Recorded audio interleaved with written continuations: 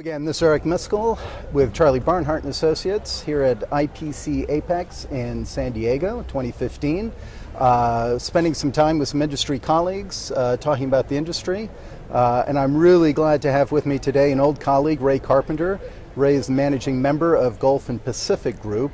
Gulf and Pacific Group is an independent, privately owned investment and merchant bank dedicated to serving the electronics supply chain.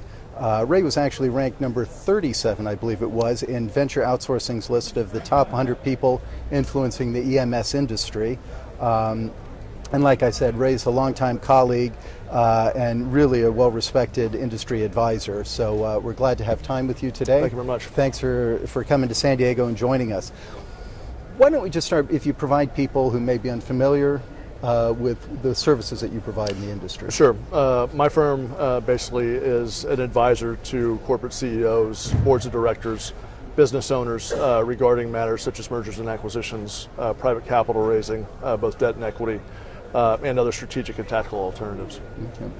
So, you know, on the M&A, and that's how we primarily know you, and within EMS, even though you kind of span outside of that. But let's focus on the EMS. We were at the EMS Management Council yesterday. You presented on M&A activity. So why don't you know, how much M&A activity was there last year? I mean, I've heard the answer, but our audience obviously hasn't. Sure. And how do you see that trending? Well, since 2010, excluding 2014, from 2010 to 2013, actually transactions declined globally. From about 45 to 25 in the EMS space. Right. We saw a resurgence, though, in 2014, a major pickup to about 33 transactions, and we think that's going to continue given the economy and what the strategies are with a lot of our clients that we're talking to and other people in the industry. Yeah. Now, do you see that increasing? I mean, I think about the EMS industry, and there are a lot of private, you know, companies who were the founders were, you know, are still there running it. They're getting a little older, looking for a liquidity event. Do you think that's going to have an impact? It's definitely going to have an impact. Based on my conversations with my clients and other relationships that I've had throughout the supply chain, whether it be EMS or others. A lot of the people that I speak to are not wanting to, as you know, the electronics industry is a cyclical industry, and they're not wanting to go through a whole other cycle. So my thought is that over the next year or two, based on my conversations, we're going to see a lot more M&A activity because a lot of gentlemen that have been in this business for many years are not wanting to go through a whole other cycle again. Okay. So gotcha. we do expect that to pick up. So as you're working with these, and you do buy side and sell side, obviously, you know, are there what are the common challenges that these companies face when they're trying to prepare themselves for selling? We talk about the sell side. If you're looking to sell your business, the primary challenge always happens to be to get your house in a row, or get your house in order.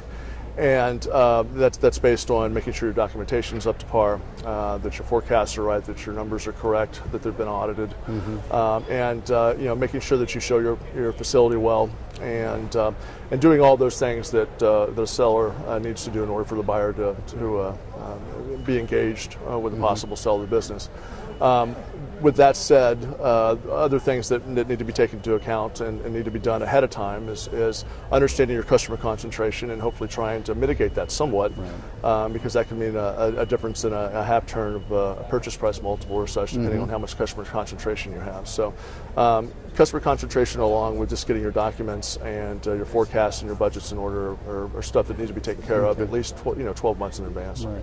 And as far as the operational performance and all, that's nothing that you get involved in. You're dealing more at the financial kind of at that level. Timing is obviously important, and so what you'd like to see is that you're seeing a trending upward in financial momentum in order to present a case for growth for the potential buyer. And so timing is important internally, but it's also important externally, given you know, what's going on in the credit markets and what people can pay for your business. Right.